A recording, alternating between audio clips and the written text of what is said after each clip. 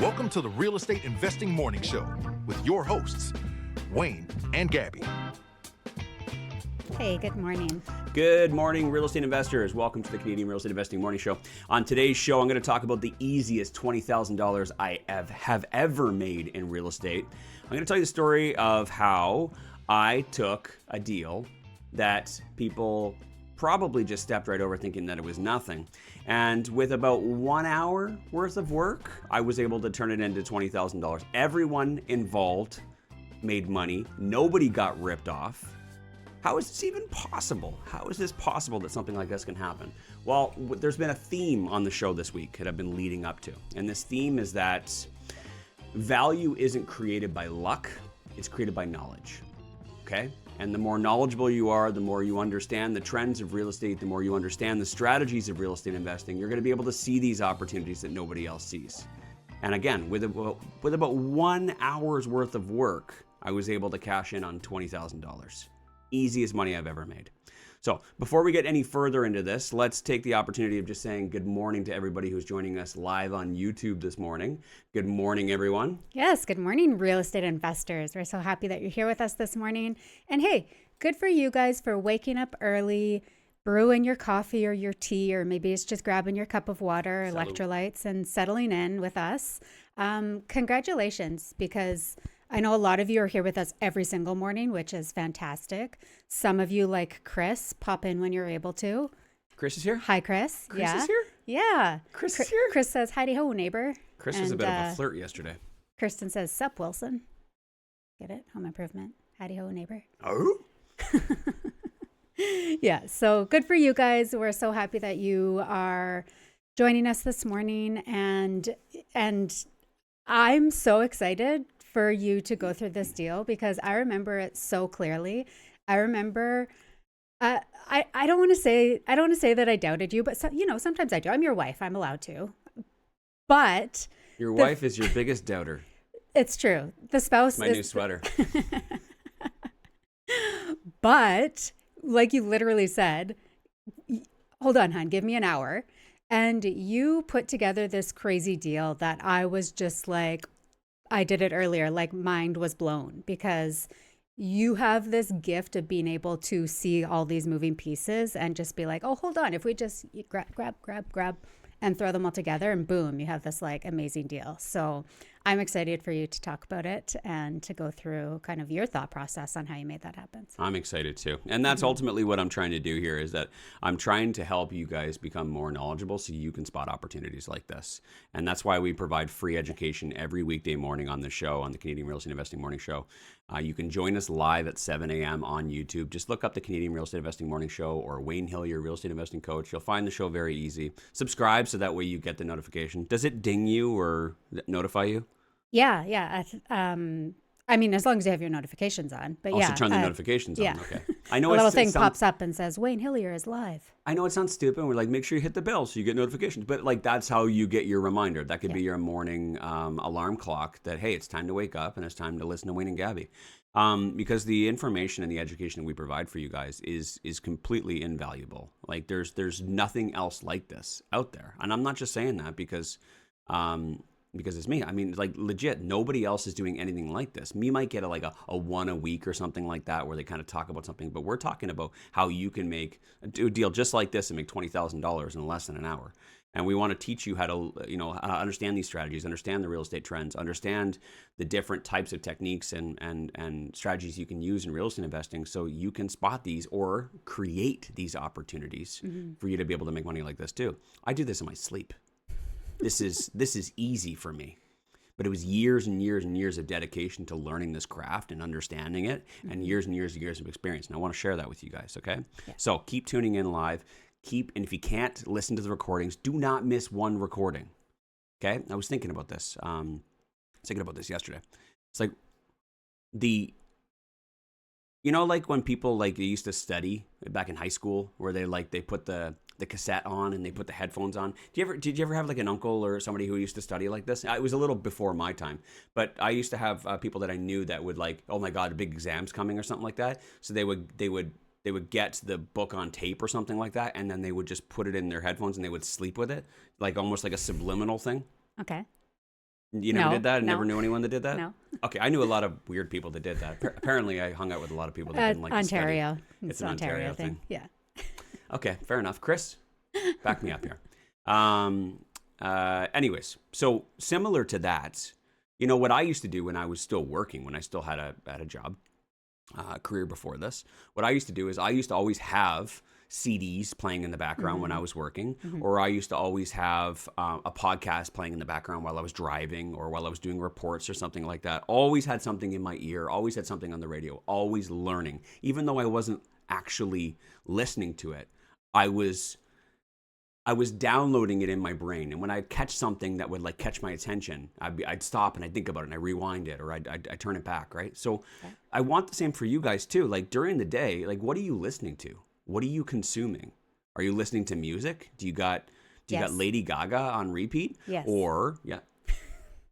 I like Lady Gaga. Not too. Lady Gaga, but yes. Yeah, but but what is that doing for you? How is that serving you? What value are you getting from that? You're getting a little bit of a vibe, and I understand the value of music when you're working. You need something to keep you motivated. But just imagine you had that back on the background subliminally working for you, and you might pick something up. Or your husband or wife might pick something up. Yeah. Or your child might pick something up. I was looking at some stats yesterday on YouTube. Funny story. I know I'm all over the place right now. But I was thinking about this and I was looking at these stats and it told me where people are watching our videos and how they're watching our videos. By the way, 98% men, 2% women. So we need to work on that. Interesting. It was an exaggeration. It was like 90 and 10 though. It was like the graph was like completely red and then like a little sliver of blue. Okay. But what platforms they're watching on YouTube. And I was so interested. 22% of people who are watching this show are watching it on their TV. What? I know. And like 20% were watching it on their computer. What? I know. I thought everybody would be listening to it through this device or watching it through their phones. 20% were watching it on TV. And I was like, you know what? People probably have this playing around in the background while they're vacuuming, while they're making dinner and things like that at home. And I thought, good for you. Good for that's you. cool, yeah. That subliminal noise in the background, that subliminal Wayne, great name for an album, by the way. My next album, Subliminal Wayne. Subliminally learning throughout the day. I think that's a great idea, and I think that you guys should think about that while you're driving. So I want maybe a challenge for you guys for this week, for next week. Give it a shot. While you're driving, instead of choosing, 102.7, the bird, or whatever the heck you listen to, throw the podcast on and just leave it on. Leave it on playing in the background. Go to YouTube. Click on it, and as long as you got YouTube Premium, you won't be flooded with ads. But toss it on, and then just throw almost like a playlist on. A playlist of like 7 of our episodes, recent episodes, or ones that you're interested in, and just have them playing. And then, throw it on on your Google Home or your Alexa or whichever else while you're... Did I just turn her on? I'm good. Your Alexa? I don't think so. Okay. Have it playing on your Alexa or your Google Home while you're around the house, while you're vacuuming, while you're making dinner, whichever else, but just kind of have it around in the background, because I know we don't have time to just keep learning all day and just like constantly taking notes and things like that. But how can you learn? How can you download some of this information? How can you get these little nuggets while you're working on other things? Can you get 2 birds stoned at once is what I'm trying to get at. Right? So that's why my not? challenge for you guys is to start listening while you're driving. Start listening, find older episodes, you know what I mean? Find something you're interested in and just keep that thing playing around in the background. I think it's going to do wonders for you guys. You're going to pick up on things. That's what I used to do. And that's how I picked up on things. Absolutely. And now you do it in other areas. Like it's funny because you said that and I'm like, yeah, that was absolutely what you did all the time. It used to drive me crazy, but you still do it just on different topics. Like Wayne literally always has YouTube playing. He's brushing his teeth and learning about like World War I. He's... Are you okay? I really love World War I. Are you okay? Yeah, I choked on my coffee. Okay. Go on. Okay. He's like doing whatever, driving and learning about something else, like some random, the building of the San Francisco Bridge. Like literally these, I'm picking topics that I actually hear playing at random times. But constantly just learn, because that's so true though. It's so true. Yeah, but that's I'm who fascinated. you are. I'm fascinated with learning. And you're also a really smart guy. You retain the information. I do not have educational stuff playing all the time. And there's lots of topics that I know nothing about. So, you know, I'm a little bit ignorant about a lot of stuff, which isn't a proud thing to say. But you know what I mean? So nothing's changed. Just you've learned everything you need to know about real estate investing. So now you've moved on to random shit. Yeah. Kristen, I'm still learning about other stuff. I really keep, what I do now is I keep up to date with, you know, macro market trends, just to kind of keep an eye on things, because I'm very much in the micro, paying attention to what's actually happening, what's important. Yeah. But I do keep an eye on macro. 100%. So that way I can just kind of sense to see if things are going to be shifting in the next few years. Yeah, but you played like tons of like political stuff, like lots of that stuff going on. Stuff you'll never hear me talk about on the podcast. Yes. In the live comments here on YouTube, Kristen says, I love when you listen to a book or a podcast that gets the wheels turning so much that you can only listen to it for 5 minutes at a time because you need to pause and let your thoughts run through. Yes, and that's Wayne. Yes. It's funny. That's like a throwback to when you used to drive to work in the morning. Yeah. And I swear, Wayne would be like, okay, bye, you guys. Love you. Got my lunch, got my coffee, out the door. And within like 6 or 7 minutes, bring. I'd be like, yes. And he'd be like, so I had this idea. I was listening to this thing and they said this. And I was thinking if we did this and this. And I'd be like, okay, honey. Yeah, I'm taking notes. Got it. Okay, bye. And then like 10 minutes later, bring. I'm like, oh my God, yes. So also we could do, I'm like, turn off the podcast or turn off leave me alone. But I'm so glad that Kirsten brought that up, because this is that feeling that you have. Yeah. And that feeling that you saw me react to as well is the greatest fucking feeling in the world. Yeah. You've all experienced it at least once. Yeah. And a lot of people, they don't, maybe it's been a while since you've been a kid or been young and you've been excited about something. You got an idea. You had an idea. I mean, we get so stuck in our day-to-day rat race, you know, mundane bullshit, that we're constantly in this circulation of just like, you know, just doing the thing we got to do every day, going to work. So that feeling that I'm talking about right now, that feeling, I think it's better than any drug. And I haven't done many drugs, so I don't know to compare. But that is my favorite drug. It is hands down my favorite drug. I remember every time I've had those feelings. And because in those moments, I've actually talked to Gabby about this. I got to get to this topic. We're going to get to this topic in a second here. But I've actually talked to Gabby about this. And I said, if they ever create a pill for that feeling, I'm going to get fucking hooked.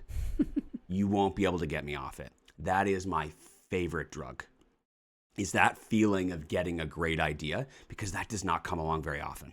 Yeah. Most days we're dragging our fucking ass. We're doing the work. We're, you know, trying to figure out how we're going to solve this problem. We're putting out fires, right? Most days are not exciting.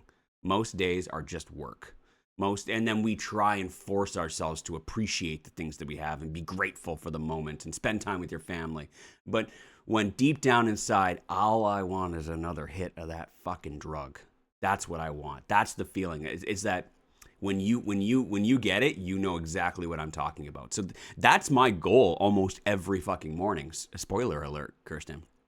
My goal every morning, and this is why I try and find ways to make it exciting, and I take a boring topic and I make it fucking exhilarating, or I use my enthusiasm.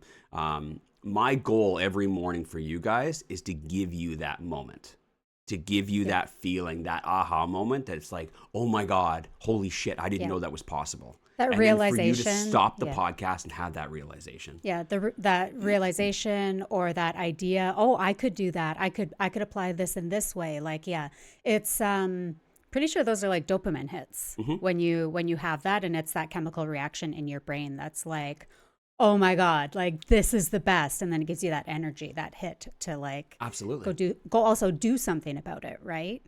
implement. It's not just about like, oh, okay, that was a great idea and that was fun, but I'll just tuck that away. It's like that momentum to actually like implement. I want you to take it and run. I want you to do it. I want you to do, when we say it, we want you to have that confidence and that clarity to go take action. I mean like action. Fucking action. Do something today rather than just thinking about it. Why are you listening to this podcast? Why aren't you stopping it right now and fucking doing something? That's the shit that lights me up. And I love getting messages and emails from people that are like, hey, I heard that episode the other day. I had no idea about this. I'm going to go do this. Or I bought this. I'm like, yes, fuck yeah. Let's go.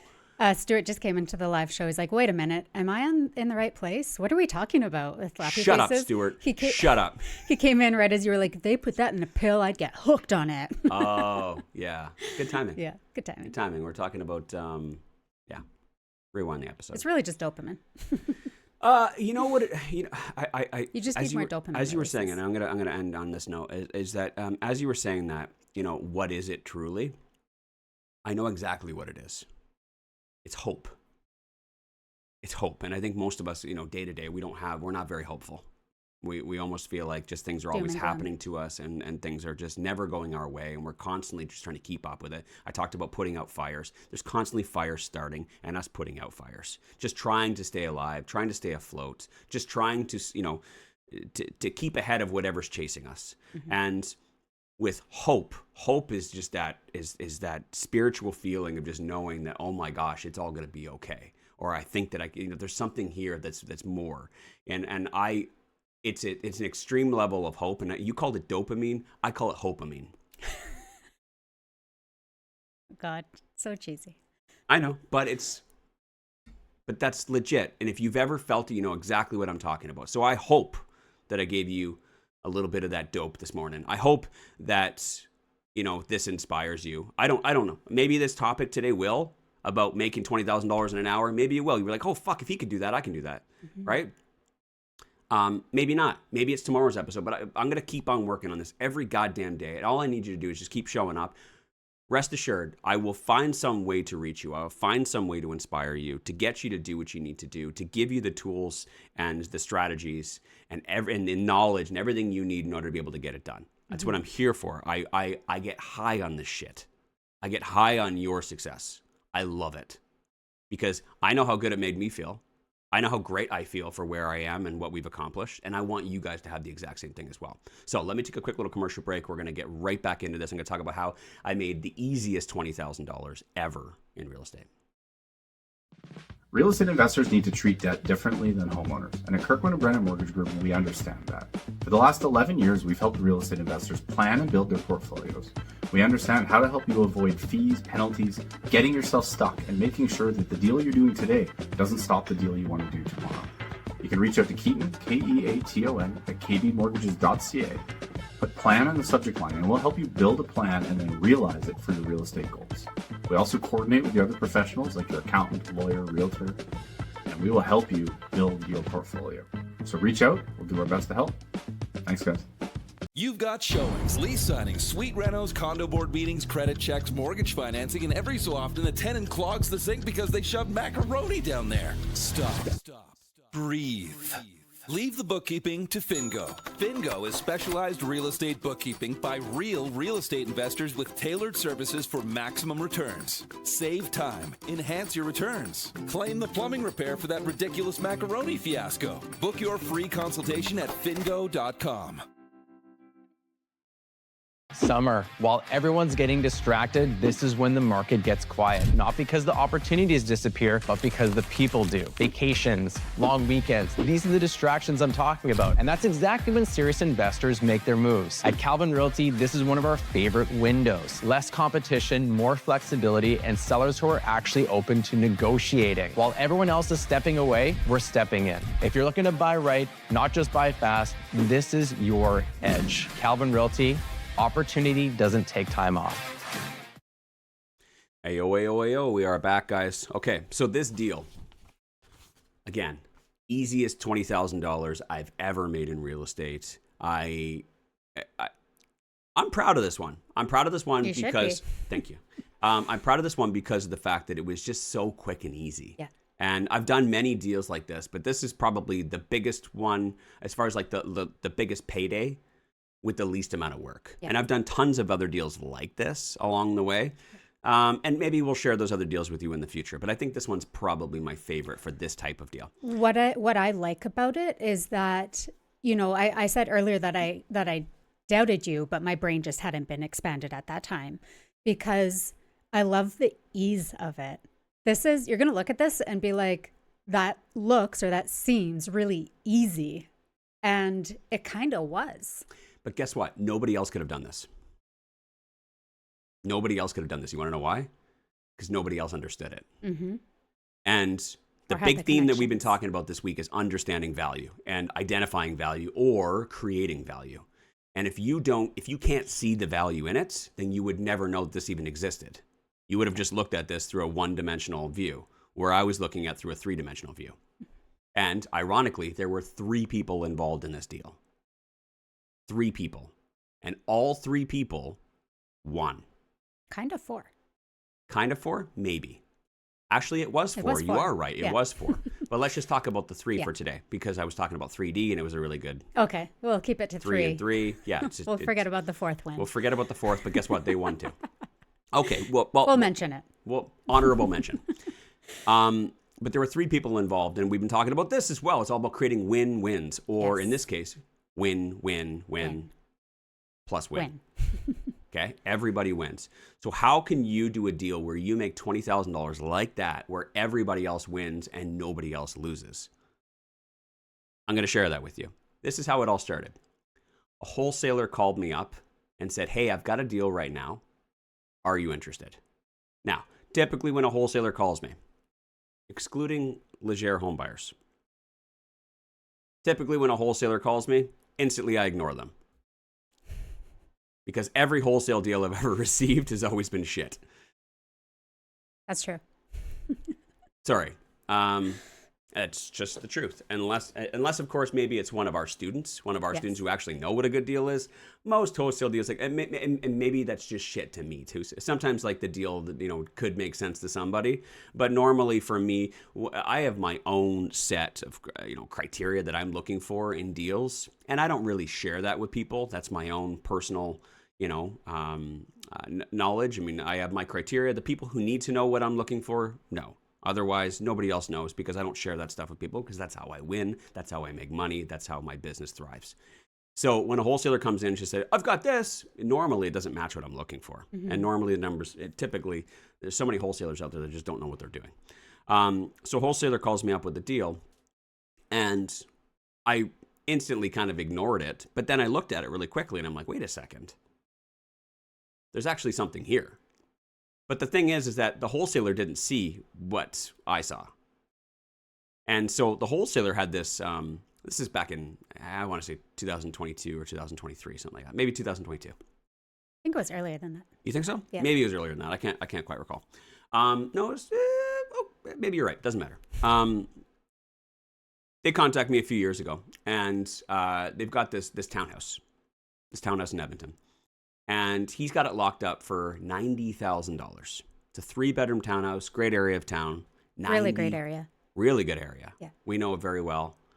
$90,000. Now, when I see a townhouse like that at that price, I'm just like, okay, what's... Well, you automatically make a few assumptions. Like in my mind, at that price, the first assumption you make is like, oh my God, this thing must be an absolute dump.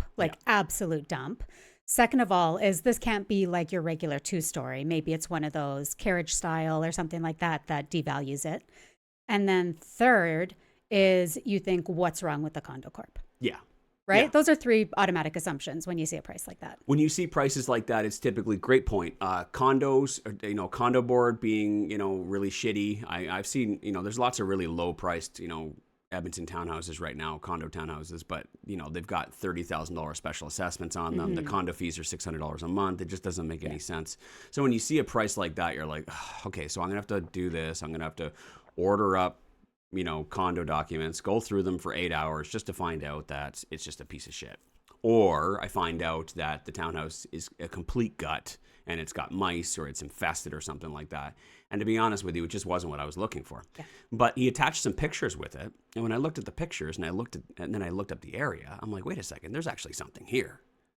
And I was curious to see what he wanted for the assignment fee because, at that time, something that needed a little bit of work, you could probably get it for about 110, 120, 130 at the most, right? So I'm wondering how much an assignment fee he wants for this. Again, I look at the area. Area's fantastic. I look at the pictures. It's okay. Yeah. I would say it was more or less original, 1970s original. I could tell by the pictures really quickly that I could scratch on the picture and I knew exactly what it smelled like. Let's just put it that way. I've been through enough properties to know what a property smells like, and I could tell by the picture I knew exactly what it smelled like, and it wasn't schnozberries. I got it. Thank you. Okay, so because of that, instantly, and this is completely unlike me, I never do this. Instantly, I got on the phone and I said, when can I come and see it?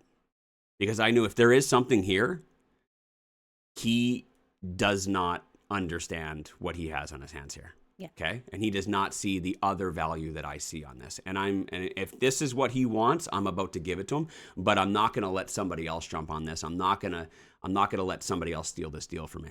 Yeah. Don't give him a chance to shop it around. I was able to get in to see it within hours. Yeah. I don't know how it happened, how I was able to get that done. But the situation was that he had been working with this seller for some time. And the seller had been kind of going through some money issues and needed just to get out fast. And so the property wasn't in the greatest shape. It was dirty. It needed, a little bit of work. As far as like what kind of work was like had to be done, none. I mean, just a couple of loose handles and things like that. It was just dirty and smelt, and it wasn't somewhere I'd move my family into. Let's just put it that way. Yeah. Was it to the standard that I would rent it out to a tenant? No, I would have to upgrade it a little bit. I'd have to clean it. Some things need to be replaced in order for us to feel comfortable with it. But that individual was comfortable living in it. The 10 neighbors to the left and the right would have been comfortable living in it. You know what I mean? Because I've been in enough properties, I've seen how people live. But for me and for the quality, the standard that we want to give to our tenants, it did require some work. Okay. But when I went in there, the seller was there. He was kind of going through his whole story, his whole spiel about everything that kind of happened to him. He's walking around with a kokanee in one hand and a dart in the other. And it was like noon. That was just kind of the vibe that I got from it. And so upon walking through it, I was able to quickly analyze, okay, if I'm going to rent out this property, how much money do I need to spend on the renovations? Right? And I figured probably about $5,000 to kind of tidy it up, turn it into a rental. And at that price, it would have cash flowed at that time phenomenally. Yeah. Then what I also did in my head was like, what if I were to completely renovate this whole property and make it look really nice and then sell it for profit? Could I flip this property? And I start going through the numbers in my head, and I figured, it's about $40,000. $40,000. And I could be maybe withholding costs, maybe $45,000. I could be in and out of this property, listed for sale, pay a realtor, and probably sell it for over $200,000. So there was a huge flip opportunity here. Yep. That was my first thoughts. Yep. I can go in here and put I can put $5,000 into this, and I can have a really amazing cash flowing property, and maybe it'd be worth like 140, 150, right? Create some instant equity, like some crazy equity, but it wouldn't be to the standard of the quality that I'm comfortable renting out. Or I could spend 45, and this thing could create about $40,000 to $50,000 worth of profit and just flip it. Yeah. So that was option number 2. So I'm going through all these numbers in my head. I'm like, okay, got to replace this, got to replace this, got to replace this. I'm still having the conversation. I was with you. I had my notepad and was like, okay, this is all the stuff that would need to get done. Yeah. Having the conversation with, Gil and his kokanee and everything else, and listening to his whole story, which was completely irrelevant to me because he had already signed the purchase contract with the wholesaler. Yeah. This wholesaler had done all the work. Okay. They'd had this conversation with this person a million times. I was just kind of listening to it, but the deal was already done with the wholesaler. Now it was a matter of, what am I going to buy this wholesale deal off the wholesaler? Okay. So once we got outside, walking back to the vehicles, I told the wholesaler, yes, I'm interested. How much do you want for it? He tells me he wants $10,000. He has it under contract for $90,000. He says, you give me $10,000, I will scratch this name off, my name off, and I'll put your name on it. So I would essentially get it for $100,000. In my mind, I'm looking at this, I'm like, this is an easy fix and flip where I can make $40K. After all said and done, holding costs, renovation costs, and realtor fees, closing costs, I can get in and out of this within probably 2 to 3 months, make 40 grand. Easy. Like that. In a great area, this thing's going to sell fast. And at the time, there was a huge demand for properties like that, deals like that. The market was definitely into that at that time. That's where the opportunity was. I agreed to purchase it. I gave him the $10,000. Okay. And it was going to close in about, I think it was like 4 weeks, something like that. Easy peasy, done. I could either go through a private lender, I can get a private lender to finance it for me, or what I actually ended up doing, I was planning on doing, was just paying cash for it. At that point, I've got cash in the bank. I can just throw $100,000 down, just buy it for 3 months, not that big of a deal, get in and out of that property and just make a fast 40 grand. Not a big deal. As we're driving home though, my mind is going, and this is what Gabby was talking about. My mind's going, like, what do I do? Do I just renovate it and just rent it, leave it as is? Can I renovate it, rent it, and then, refinance it? How much would it be worth? I'm like, do I really want to keep this property like this? And then at the time as well, Gabby's kind of in my ear. I'm thinking about it. We had so many things going on. We're building this amazing business. At the time, do I have the time to take on a project like this? Even though it's a quick and easy little flip, do I have the time to be able to do a deal like this? How we would typically do a fix and flip is we would sub out all the work. And normally we'd have one person kind of doing the flooring, the paint, the baseboards, the kitchen cabinets, that kind of stuff. One person kind of takes care of everything. But Gabby would normally be the person ordering the supplies, calling the electrician, getting the plumber, everything else, and kind of coordinating all of it. So it's a part-time job. It's a job, yeah. That I just didn't feel like Gabby had the Capacity. bandwidth or time for at that particular time. So I was willing to do it because it's fast, easy cash. I mean, why not? I mean, people would kill for deals like that. Yeah. Just to fall in their lap and just in and out real fast. But that's such a low buy-in. at such a low buy-in, easy, and we knew it was going to sell fast. So I can understand that, like, it was a great opportunity, but at the same time, we're also taking into consideration our time, what we're working on, what's the highest and best use of our time, and where we were at. And what I came up with on the way home was that the last option, which I thought I was kind of leaning towards the end there, that I didn't think about originally, was that what if I just renovated it, not to just, clean enough, but what if I renovated it a little bit more, put some new flooring in, put some new baseboards, tidy up the kitchen cabinets, put new countertop if needed, new paint, a little bit of tile around the shower, right? And instead of going all out to the nines, doing a full fix and flip quality, what if I did instead a rent ready quality, but I was able to get that higher appraisal? Because I knew that the value of the property was going to be around 200, 210, something like that afterwards, if it was done nice. But there's a difference between renovating to rent and renovating to flip. And it's normally about a $10,000 or $15,000 difference on a property at this scale, at this level. So it's a difference between spending 40 grand and spending like 25 or 30, right? Because you're just going to go a little bit more. You're going to get the fancier tile. You're going to get the fancier edge, the handles and everything else. But for rent ready, you're going to use chrome. You're going to keep it basic. You might even use a laminate countertop as opposed to a quartz, right? So can I do a $25,000 or a $30,000 renovation and then refinance it at that higher appraised value of around 200, right? And if I was able to do that, what I would do is I'd be able to get this for 100, get some financing on it maybe. Let's say we spend $5,000 on financing and closing and holding costs. And I spend maybe, let's say $30,000 on it, on the renovations. So I'm into it for 135. But then I could refinance it at like 180, 190, something along those lines.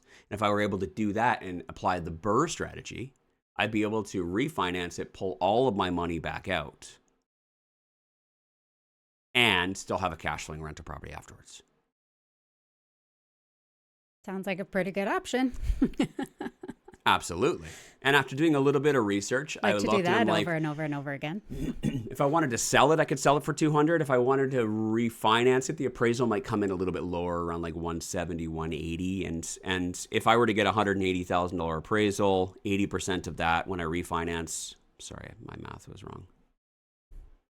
80% of 180 is 144. So it would be like a perfect BRRRR. I'd be able to get all of my money out, and I'd have a cash flowing asset afterwards, and I would have created about $36,000 worth of equity in the deal as well. That's additional profit. And I got myself a cash flowing rental property that I don't have any money in. That's where I was leaning. Now, all these different things going on in my mind and everything else, I kept going back to, I don't think I have the time to be able to take on another project right now. Again, I was building a massive real estate business at that time and doing some crazy deals. This, even though this is an amazing deal, this was very, very small scale to me at that time.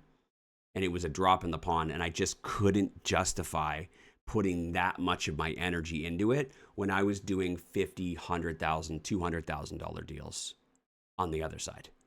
So you got to understand what's the highest and best use of my time. For me at that time, I couldn't justify this, but I knew that this is a deal that somebody had to take. This is for me to just do a quick little reno and rent it out wouldn't have been good enough. Right? So what do I do with this? I've got this amazing deal. I've got it for $100,000. I can't do the renovations because I can't take it on. I'm not going to partner with somebody else and let them do the renovations because I don't trust anyone else like I trust myself. So what do I do with this amazing deal? What I did was I got on the phone and I called the first person who I knew had money and was looking for a deal just like this. And this is something that doesn't happen very often in the real estate investing world. When somebody buys a wholesale deal, they typically take the wholesale deal and then they, do whatever with the property. They rent it, they renovate it, they flip it, they BRRRR it, they do whatever, right? What I decided to do was I decided to take this amazing deal that was now mine and I decided to wholesale it to somebody else. So I took the deal that I got by wholesale and wholesaled it to somebody else. And this is why I was like, this is why I doubted you. I was like, is this a thing? Like, are we allowed to do this? Like, I started all of that kind of like doubt started creeping in for me. Like, I've never heard of somebody doing this. What do you mean? Wholesaling a wholesale? Wholesaling a wholesale, yeah. I was like, okay, sure, give it a shot. And you're right. You don't hear about deals like this in the industry ever. Nobody ever does this. Nobody wholesales a wholesale. All right? Because in most cases, the wholesaler would have known, what it is that they have, and they probably would have charged a little bit more. But was I ripping off the original wholesaler? Absolutely not. I gave them exactly what they wanted. Here's the thing. That wholesaler had no idea. And I would say most investors in our community had no idea what that property was actually worth. Not what it was worth, to an appraiser or to a realtor. What it was worth was what you could do to it. Right. What all the different options were, and what opportunity that created. Nobody saw the opportunity in Edmonton townhouses that I saw. And I'm still talking about it to this day. The opportunity is still here. And when you hear us talk about Edmonton townhouses being such an amazing opportunity, that's where it started. It used to be so much better. That's where it started. Here's where it is now, and it's still an amazing opportunity. But we've just been riding this roller coaster of all these opportunities within this for so long. You could flip townhouses and make a quick 30, 40 grand for a period of time. Then you could flip townhouses and make about 20 grand for a period of time. And we were doing that. You could perfect BRRRR them for a period of time. There was a period of time where you could buy them and renovate them and refinance them and BRRRR them and have a cash flowing asset afterwards. You can't do any of those things now because those opportunities are all gone. But these opportunities just keep on presenting themselves. And the Edmonton townhouse opportunity has been going on since 2021. And I've been telling people about this since 2021. Go back in the podcasts. I just got a Facebook memory yesterday. A Facebook memory from 2022 where we were talking about this. And this is like one of those deals. This is like one of these exact examples of like opportunities that I took and I took advantage of.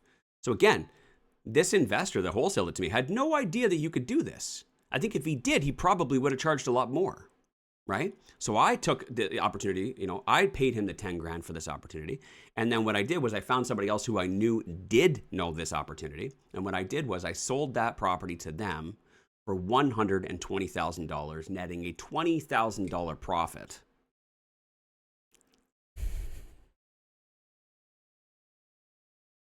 And it was so easy. It was so easy. If you understand the strategies, if you understand the market, if you understand the different opportunities that are available, the value that nobody else sees, you can capitalize on it. You can make money. This wholesaler, again, not to keep poking at this wholesaler, but I mean, like he just didn't know. He didn't know what he had in his hands. But he still also won. He did. He did. You know what I mean? Yeah. There's so much opportunity out there that people just don't understand. And that's what we're trying to share with you guys on the show, is that there's so much opportunity out there that you just don't know. And what you don't know is literally killing you. What you don't know, there's literally profits that you could be making right now. Easy, low risk deals that you could be doing right now that you just don't know exist. And some people, it's ignorance, stubbornness to learn. Some people are just too cheap. Some people don't like waking up early in the morning. But this deal right here, I could have sold it for 140, by the way. Yeah. By the way, I could have sold that to them and they would have paid it. Yeah. They would have paid it. I'm going to tell you exactly why.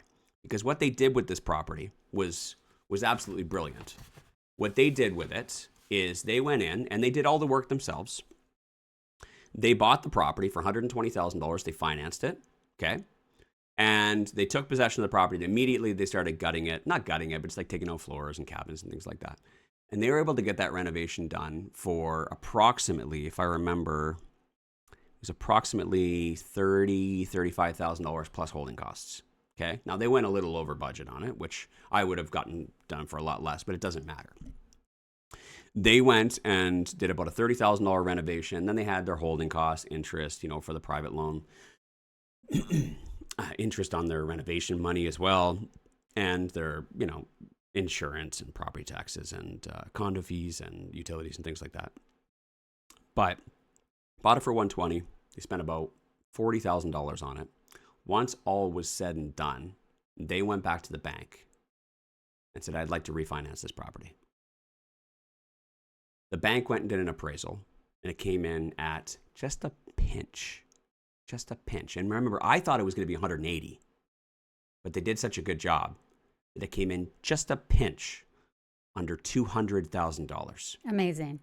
At that time, that was really cool. Really cool. Yeah. And so I think it was about $198,000. So I'm going to round up to 200, but how many of you guys can do this math in your head? Take $200,000, and what's 80% of $200,000? It's $160,000. What did they buy it for? $120,000. How much were they into it for? Another $40,000. $120,000 plus $40,000 is $160,000. They did was they took the new mortgage of $160,000. They paid off the old mortgage of $120,000. They paid off the $40,000 in renovations. They got all of their money back out. No money left in the deal. They have a new mortgage for $160,000. They did a perfect BRRRR. They bought it and they did an absolute perfect BRRRR. And that property today, I just checked, cash flows $600 a month. Wow. Not to mention, the value of the property has gone up since. It's about $230,000 right now. So it went up about, I think it's like, was that 15% over the last few years? Yeah. So it's still going up in value. $30,000 doesn't seem like very much, but at scale, you have to remember that's 15% up in value. That's a And 75% ROI in appreciation just in a few years. Well, and they don't have any money in it. And they don't have any money in it. So the money that they made off of this deal so far in mortgage pay down and appreciation is $70,000. And they don't have any money in it. On a small little investment, a little bit of work. Not to mention all their cash flow over the years too. Yes. Right? A tremendous opportunity. Tremendous. These are just easy little deals that you can do that are they're sitting out there. They're sitting out there, and then they're like, people are doing deals like this all the time that you just don't know exist. I'm doing deals like this all the time. Just people don't know exist. So when we look at this, you know, in the beginning of the show, you talked about how it was win, and then we took a little pause and win, because the seller of the property got exactly what they needed to move on from this deal. They got the solution to their problem. They got the solution to their problem and what they needed in order to be able to move on. So they did win as well. That wholesaler also won. They got the assignment fee that they were looking for and asking for, and they had to make only one call to Wayne, who showed up within a few hours, said, "I'll take it," had the assignment or had the paperwork scratched out to Wayne's name, and the money e-transferred to him when we got home. So literally within one call in a few hours, he had his assignment money in his account and paperwork off his hands. Okay, so he won. Wayne, within that hour, also made a call, found somebody to assign the assignment to, and within a little small period of time, had that assignment sent to you and the paperwork done. Yeah. You won really, really nicely as well. Yeah. A big win. I won because we're frozen. Oh.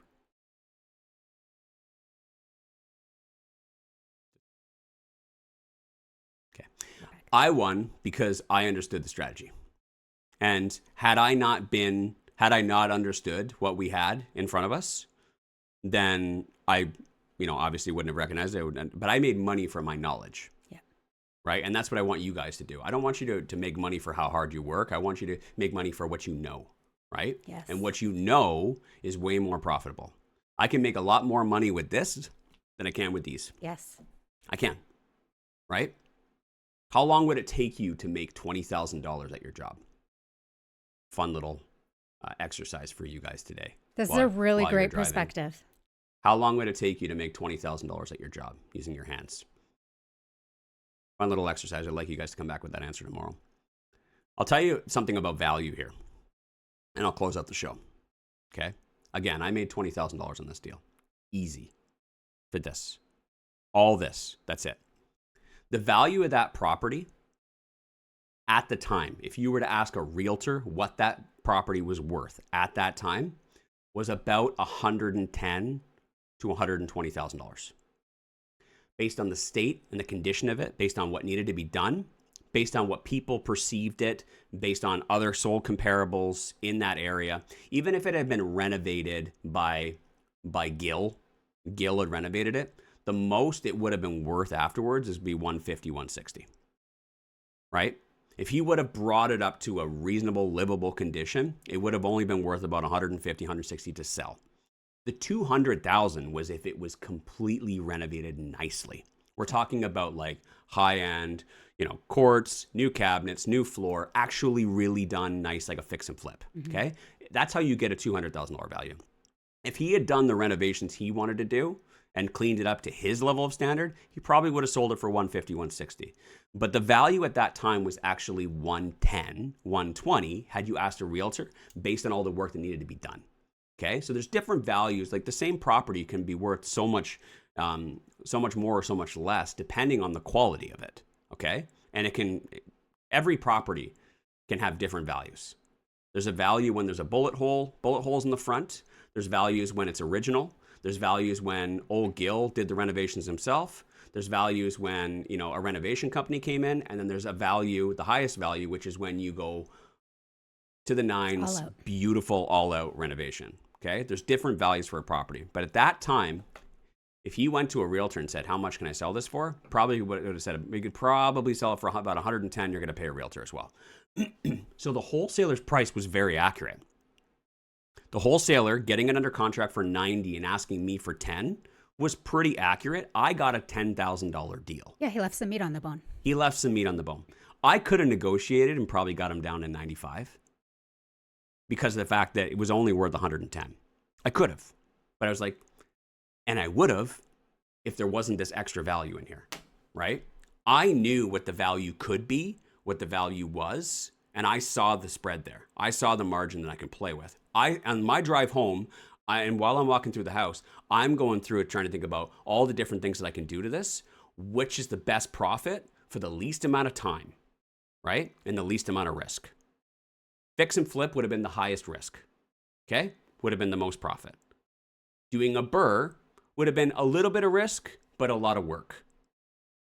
Deciding to do the wholesale and just taking 20 grand, I looked at this thinking, I can flip this, I can secure it, go to the lawyer, sign the paperwork, maybe get a private loan on it. I can hire my contractor. Gabby would have to do all the coordinating, order the flooring, order the handles, order the baseboards, order a bin for the demo, order cabinets, order handles, order countertop, order backsplash, order Schluter, order paint, order trim, order carpet for the basement, order drywall, order tile for the tub surround, order tub reface, order cabinet for the, like, you see how many things she'd have to order and have them all delivered and constantly coordinating with the contractor and then whatever other problems we find during those 3 months. It's a full-time job for her. All for $40,000 or all for to renovate it, to get all of our money back out, have nothing for it, but we have a cash flowing asset. Mm-hmm.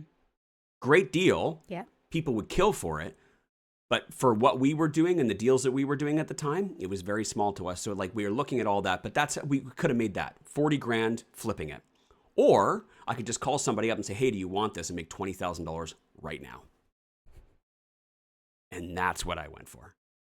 Because that was right for me. Might not have been right for you, but that's how I saw those different opportunities. Why would I go through all that and the risks of that? And maybe it doesn't sell. Maybe it sits on the market. Maybe we find other problems with it. There's risk when I can just take a no risk approach right now, take $20,000, boom, done.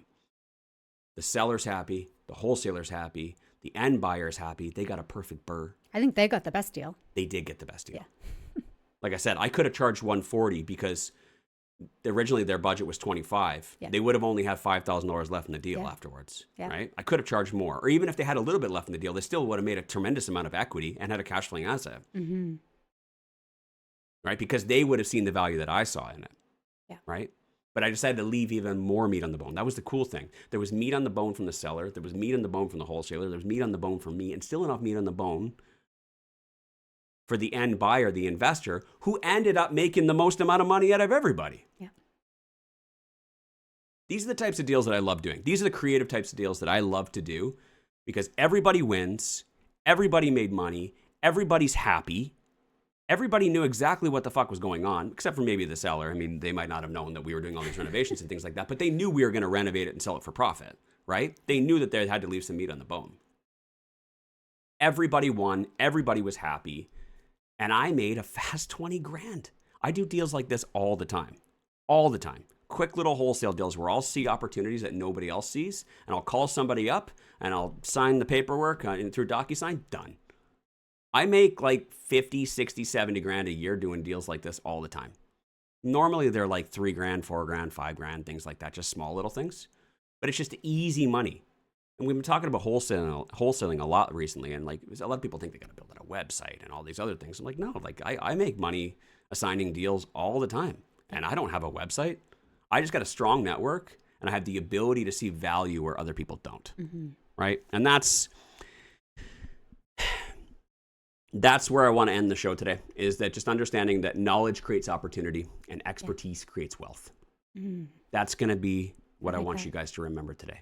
Knowledge creates opportunity and expertise creates wealth. Love that. What you don't know is the reason why you're not making money right now. The reason why you're not finding deals, the reason why you're not putting things together, the reason why you're not getting the joint venture partner, the reason why you're not getting those BRRRR deals or those fix and flip deals or those deals that you can wholesale, the wholesale. You know what I mean? They're out there. I would love to teach you. I am teaching you. Open your ears, listen, show up every day. And like I talked about earlier, if you don't got the time for it, then throw YouTube on your TV and just have it playing in the background, right? Maybe your kids will learn something too. Maybe your husband will learn something. Maybe your husband's been doubting you a little bit and he needs to hear it from somebody else, right? Have it playing in the background. I used to do it with Gabby. I used to annoy the piss out of Gabby. But, you know. I learned a thing or two. Look, now, and she built confidence and well, look at me now. Yeah. Look at me now. You know what I mean? All right, that wraps up today's show, guys. I hope you enjoyed it. I hope you guys get deals like this. I'd love to teach you guys. Free on the podcast every day. If you want to join the mentorship program, I can take it to the next level and work with you one-on-one to help you build out your roadmap, to help you build out your real estate portfolio and help you reach your dreams. Tomorrow's show. Investor-focused realtor from Edmonton, Alberta. Calvin Hexter is on the show. We're going to be talking about the Edmonton market. We're going to be getting the updated market stats for July. And we're going to talk about the Real Estate Investor Conference coming up in September, Recon Summit Series on September 11th through September 13th. I and myself are going to be speaking there. We're going to be doing the live. So the Canadian Real Estate Investing Morning Show is going to be live at Recon this year, September 12th. You get to come and see us, have coffee with us, have breakfast with us live in the morning. We're going to be doing a live show in person. You can come and join us in Edmonton. So get your tickets for it. We're going to be talking about all of that tomorrow on Friday's show. We'll see you guys there. Thanks for listening. Want to be coached personally by Wayne and Gabby? Then you should join the Real Estate Investing Masters Mentorship Program. Details are in the show notes to get started.